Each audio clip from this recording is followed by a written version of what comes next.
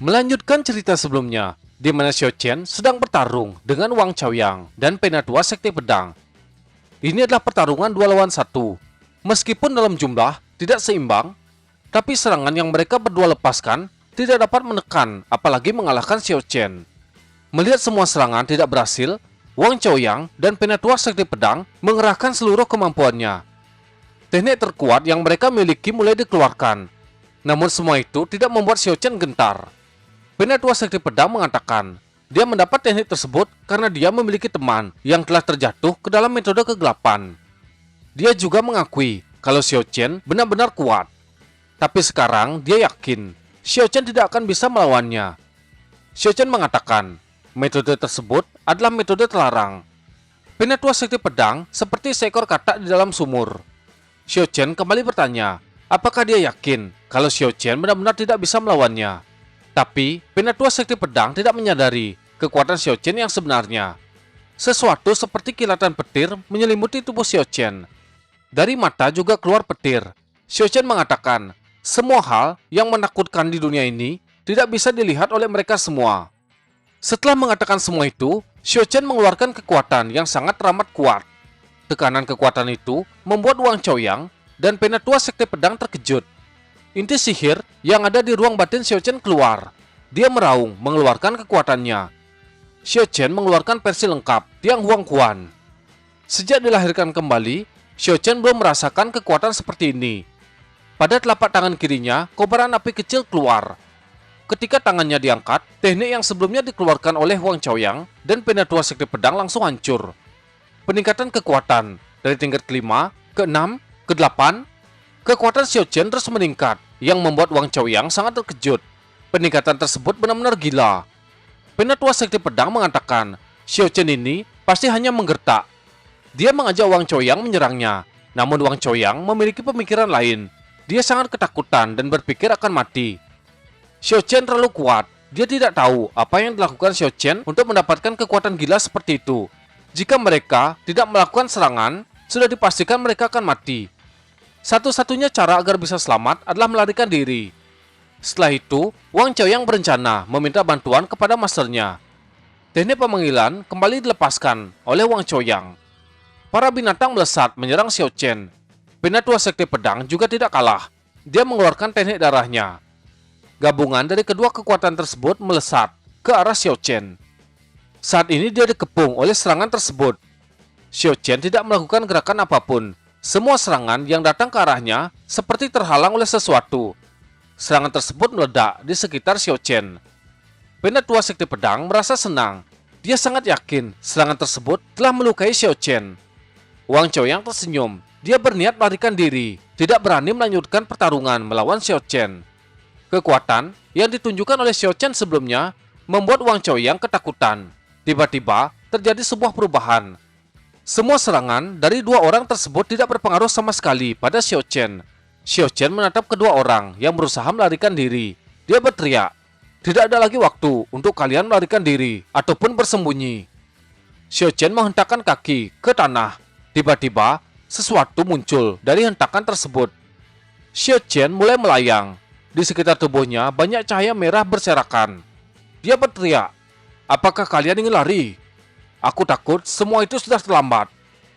Penatua Sekte Pedang berhenti berlari. Dia merasa seperti ada sesuatu yang sedang menekannya. Berbeda dengan Wang Chaoyang, dia masih bisa lepas dari tekanan Xiao Chen. Sambil berlari dia mengatakan, hari ini aku tidak bisa membunuhmu. Tapi di lain waktu aku pasti akan membunuhmu. Tunggu saja hari itu. Wang Chaoyang terus berlari sambil mengeluarkan kata-kata tersebut. Xiao Chen merentangkan tangan. Sesuatu muncul dari kedua tangannya. Dia berkata, jangan pernah berpikir bisa kabur dariku. Kilatan petir menyambar-nyambar. Petir tersebut begitu kuat, menghancurkan benda-benda yang ada di sekitar. Penatua Sekte Pedang berpikir, dia tidak bisa melakukan apapun. Dari langit muncul sebuah karakter. Karakter tersebut berada tepat di atas kepala Wang Chaoyang. Hal itu membuat Wang Chaoyang berhenti. Dia masih belum tahu benda apa yang ada di atas kepalanya. Kekuatan itu menekan tubuhnya ke tanah. Penatua Sekte Pedang juga merasakan hal yang sama. Mereka berdua hanya bisa terkejut. Wang Chaoyang berusaha keras untuk berlari, namun dia sama sekali tidak bisa menggerakkan tubuhnya. Saking kuat tekanan tersebut, sampai-sampai membuat Wang Chaoyang berlutut, tidak bisa menahan lagi. Dia merasa tubuhnya seperti tertimpa oleh gunung yang sangat besar. Sekuat tenaga, dia berusaha menahan tekanan tersebut. Dia menatap Xiao Chen dan bertanya, "Apa yang telah kau lakukan, Xiao Chen?" Xiao Chen berkata, "Sudah lama aku tidak menggunakan kekuatan semacam ini." Tiba-tiba, Penatua Sekte Pedang berteriak. Sebuah pukulan raksasa muncul, menyerang ke arah mereka berdua. Merasakan bahaya dari kekuatan yang datang, Wang Chaoyang masih tidak menyerah. Kepalan tangan raksasa menghantam ke tanah. Pukulan tersebut diselimuti oleh api. Di tanah, terdapat lubang besar, bekas pukulan tersebut mendarat. Asap dan debu mulai menghilang, memperlihatkan bagaimana bentuk lubang bekas pukulan tersebut. Xiao Chen menatap ke arah lubang dan mengatakan, "Semua ini telah berakhir." Dari kejauhan, terlihat pilar cahaya yang menjulang tinggi ke langit. Cahaya tersebut dapat dilihat dari tempat yang jauh. Penatua Gila mengatakan, itu adalah kekuatan master mereka. Xiao Chen menatap ke bawah, di mana lubang besar telah terbuat. Di dalam lubang ada dua orang, itu adalah Penatua Sekte Pedang dan Wang Chaoyang. Setengah tubuh Penatua Sekte Pedang perlahan mulai menghilang. Sedangkan Wang Chaoyang, dia masih bisa berdiri, tubuhnya babak belur. Dia bertanya-tanya, kekuatan apa yang sebelumnya? Jika bukan karena jimat pelindung yang diberikan oleh masternya, dia pasti sudah mati. Masternya pernah mengatakan, tidak ada yang bisa menghancurkan jimat pelindung yang berada di puncak Peak of Ground. Terlihat sebuah benda melayang di depan Wang Chaoyang. Kemungkinan itu adalah jimat yang dia maksud. Tangannya terluka parah, darah menetes pada tangan tersebut. Dia kembali berpikir, apakah Xiao Chen telah melebihi puncak Peak of Ground? Di lain sisi, Xiao Chen juga terkejut. Wang Chaoyang masih belum mati, yang membuatnya berpikir, apakah kekuatannya terlalu lemah? Xiao Chen turun ke dalam lubang. Ketakutan kembali muncul di wajah Wang Chaoyang. Dia berteriak, meminta Xiao Chen tidak membunuhnya. Dengan wajah seram, Xiao Chen mengatakan, Wang Chaoyang harus mati. Wang Chaoyang terjatuh. Dia mengatakan, jika Xiao Chen membunuhnya, dia akan melakukan sesuatu. Xiao Chen bertanya, apa yang bisa dia lakukan? Wang Chaoyang menggertakkan gigi, kemudian dia mengeluarkan cincin ruang. Dia akan memberikan segalanya yang dia miliki, sebagai ganti nyawanya. Selain itu, dia berjanji, tidak akan pernah lagi mengganggu Xiao Chen. Xiao Chen mengambil cincin tersebut, mengeluarkan isinya. Banyak benda dan harta muncul. Xiao Chen mengatakan, jika dia membunuhnya, cincin tersebut juga akan menjadi miliknya. Jadi mengapa dia harus membiarkannya hidup? Wang Chaoyang mengatakan, jika Xiao Chen membiarkannya hidup, dia akan menuruti semua keinginan Xiao Chen. Xiao Chen menghela napas, kemudian berkata, kau juga harus pergi ke jalan itu. Xiao Chen mengangkat tangannya, bersiap memberikan serangan. Di saat kritis, Wang Chaoyang berkata, jika Xiao Chen membiarkannya hidup, dia akan memberikan seluruh kerajaan. Seketika Xiao Chen berhenti. Dia terlihat tertarik dengan tawaran tersebut. Dia meminta Wang Chaoyang menjelaskan detailnya. Wang Chaoyang berkata, jika Xiao Chen tidak membunuhnya, setelah dia kembali ke keluarga Wang, dia bisa mengambil alih kerajaan tanpa masalah. Setelah dia menjadi raja, dia akan membuat seluruh kerajaan mengikuti Xiao Chen. Dengan dukungan dari sebuah kerajaan, Xiao Chen pasti bisa menjadi harimau. Xiao Chen merasa itu bukanlah ide yang buruk. Dia akan mengampuni nyawa Wang Chaoyang. Xiao Chen duduk di sebelahnya. Dia bertanya, karena Wang Chaoyang berhasil lolos dari pukulannya, dia pasti menggunakan sebuah jimat yang diberikan oleh masternya. Wang Chaoyang membenarkan, dia pun mengeluarkan jimat tersebut. Dia hanya memiliki satu jimat. Saat ini, jimat tersebut telah rusak setelah menerima pukulan dari Xiao Chen. Xiao Chen menanyakan tingkat kultivasi masternya. Wang Chaoyang terkejut. Dia berpikir, apakah Xiao Chen akan menantang masternya? Xiao Chen tersenyum, matanya berbinar. Dia mengatakan, dibandingkan dengan keluarga kerajaan, dia lebih tertarik menantang masternya. Wang Chaoyang memperingatkan, masternya itu tidak seperti yang dia bayangkan. Kultivasi masternya sangat tinggi, sampai-sampai tidak bisa diperkirakan. Bahkan Wang Chaoyang sendiri tidak tahu di tingkat mana kultivasi masternya berada. Dia hanya bisa memberitahu Xiao Chen, seseorang yang berada di alam puncak tidak akan bisa melawan masternya. Xiao Chen terlihat kesal. Wang Chaoyang terlalu banyak bicara, namun dia tidak dapat memberikan informasi yang diinginkan oleh Xiao Chen. Xiao Chen tidak berminat lagi, kemudian bertanya, apakah Wang Chaoyang tahu siapa Xiao Chen sebenarnya? Wang Chaoyang hanya tahu kalau Xiao Chen memiliki nama lain, yaitu Su Tianxun. Wajah membunuh Xiao Chen langsung muncul. Dia tidak bisa membiarkan Wang Chouyang hidup setelah dia mengetahui rahasianya. Wang Chouyang bersumpah, demi langit dan bumi, dia tidak akan memucurkan rahasia tersebut. Itu adalah sebuah janji abadi. Xiao Chen merasa itu tidak akan cukup. Dia akan membuat kontrak jiwa yang membuat Wang Chouyang setia. Wang Chouyang mengatakan, dia tidak bisa melakukan semua itu. Lebih baik dia mati. Xiao Chen akan melakukan apa yang diminta oleh Wang Chouyang. Wang Chouyang ketakutan, dia meminta pengampunan. Kemudian berkata, Wang Chouyang telah membuat kontrak jiwa dengan masternya. Xiao Chen mengatakan itu bukan masalah serius. Dia bisa menyingkirkan kontrak jiwa yang sebelumnya dan membuat kontrak jiwa baru. Wang Chouyang terkejut. Apakah hal seperti itu bisa dilakukan? Xiao Chen mengatakan, orang lain mungkin tidak bisa melakukannya. Namun baginya, itu semudah membalikan tangan. Berpindah ke sebuah gunung, istana Tianwudi. Ada 4 orang yang berbaris rapi. Di depan keempat orang tersebut, ada seseorang yang menatap mereka. Orang tua ini terlihat sama dengan sosok master yang ditunjukkan oleh Wang Chouyang. Dia ingin melihat seberapa tinggi tingkat kultivasi 4 orang tersebut. Mereka berempat mulai mengeluarkan kekuatan. Dengan cepat, keempat orang itu bergerak menyerang sang master. Sepertinya mereka sedang melakukan pelatihan untuk menguji kekuatan yang mereka miliki. Hanya dengan sebuah tekanan, keempat orang ini langsung terpental.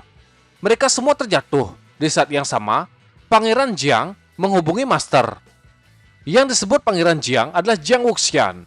Dia menanyakan bagaimana pekerjaan yang dia berikan. Master tua ini dipanggil dengan Tuan Istana Besi.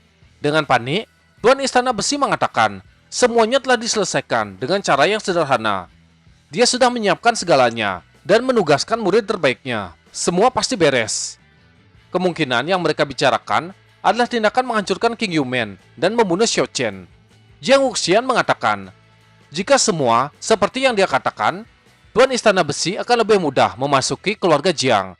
Tuan Istana Besi meyakinkan, muridnya ini lebih berbakat daripada orang lain. Ditambah, dia adalah bagian keluarga kerajaan di Qingzhou Yuan. Baik kultivasi atau dukungan keluarga, tidak ada yang perlu dikhawatirkan. Jiang Wuxian mengingatkan Tuan Istana Besi, dia tidak boleh ceroboh. Seseorang yang bernama Xiao Chen tidaklah sederhana. Sebelumnya, Jiang Wuxian meremehkannya. Pada akhirnya dia pun kalah. Wajah Tuan Istana Besi memucat. Dia tidak menyangka bagaimana bisa orang dengan kultivasi luar biasa dikalahkan begitu saja. Jiang Wuxian menjelaskan, dia dipaksa datang ke alam yang lebih rendah. Kultivasinya ditekan ke puncak supranatural tingkat dasar. Meskipun kultivasinya ditekan, seni bela diri tingkat dasar tidak akan bisa dilawan oleh orang biasa. Itulah alasannya mengapa Jiang Wuxian mengingatkan Tuan Istana Besi. Dia mungkin perlu melakukan perjalanan ke sana. Wajah Tuan Istana Besi terperangap. Dia berpikir, Xiao Chen itu benar-benar kuat. Sepertinya dia tidak bisa duduk santai dan menunggu. Ada kemungkinan muridnya akan gagal. Tuan Istana Besi melompat dari tempatnya saat ini. Kembali ke tempat Wang Chouyang. Dia masih terkejut. Apakah benar Xiao Chen mampu menyingkirkan kontrak jiwa? Tapi saat Xiao Chen melepaskan kontrak jiwa, masternya pasti akan tahu. Dia akan datang dan membunuhnya. Xiao Chen mengatakan Wang Chouyang salah. Saat ini, dia tidak bisa melihat dengan jelas. Xiao Chen hanya bisa memberitahu bahwa dia lebih kuat dari apa yang Wang Chouyang pikirkan. Xiao Chen mengetahui Wang Chouyang ini telah disiksa dengan kejam. Lebih penting lagi, Wang Chouyang memiliki esensi yang murni dalam dirinya. Esensi ini adalah bawaan lahir. Jika dipoles dengan baik, maka itu akan berguna. Wang Chouyang terlihat ragu dengan kata-kata Xiao Chen. Xiao Chen sudah kesal. Dia bertanya, pilih mati atau kontrak jiwa? Xiao Chen akan menghitung sampai 3. Hitungan mundur diberikan oleh Xiao Chen. Tekanan batin dalam diri Wang Chouyang membuatnya sakit kepala. Dia berada di pilihan yang begitu sulit. Saat kritis, dia memutuskan melakukan kontrak jiwa dengan Xiao Chen. Dia sempat berpikir, mati lebih awal atau mati lebih lama adalah hal yang sama. Dia ingin tahu apakah Xiao Chen ini benar-benar bisa menghapus kontrak jiwa. Xiao Chen merasa senang. Wang Chouyang akan memiliki awal yang baru. Xiao Chen mengulurkan tangan, menyentuh ke dahi Wang Chouyang. Dia akan melepaskan kontrak jiwa yang sebelumnya. Xiao Chen melangkah ke ranah jiwa Wang Chouyang. Dia bisa melihat rantai yang mengikat jiwa Wang Chouyang. Terlihat jiwa Wang Chouyang telah dirantai. Dengan santai, Xiao Chen menghancurkan rantai tersebut. Setelah hancur, Wang Chouyang memutahkan seteguk darah. Semuanya sudah selesai. kontrak jiwa telah terhapus. Saat ini, jiwa Wang Chaoyang telah terluka. Xiao Chen menyuruhnya beristirahat. Wang Chaoyang duduk, memulihkan tubuh dan jiwanya. Berpindah ke istana Tian Wudi.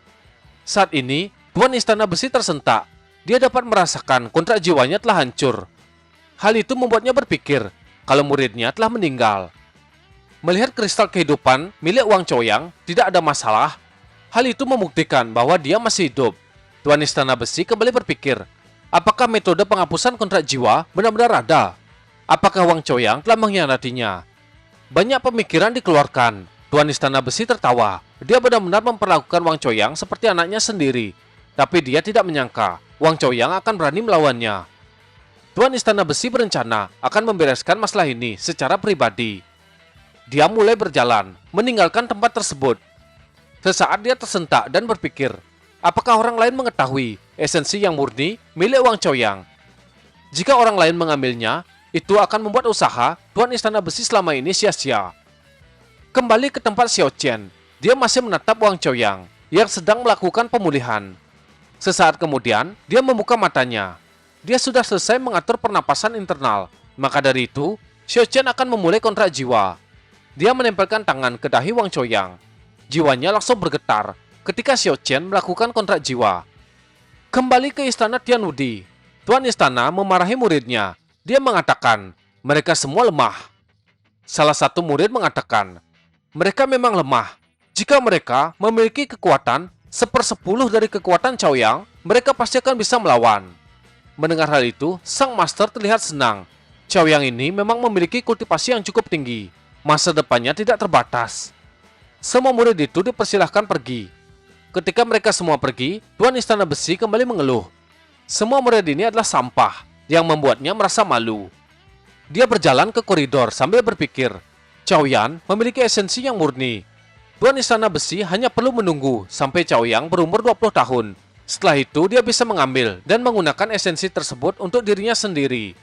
Dengan demikian, dia bisa menerobos ke level yang baru. Dengan esensi tersebut, dia akan bisa masuk ke ranah Emperor. Tuan Istana Besi sudah menantikan hal tersebut. Selama dia mencapai ranah Emperor, dia bisa bergabung dengan keluarga Jiang dan dapat melakukan apapun yang dia inginkan. Setelah menangani Xiao Chen, dia memiliki nilai yang lebih untuk Pangeran Jiang Wuxian. Tuan Istana Besi tertawa terbahak-bahak. Dia berharap besar pada Chaoyang. Dalam pikirannya, dia sudah bisa membayangkan Pangeran Jiang Wuxian telah memujinya.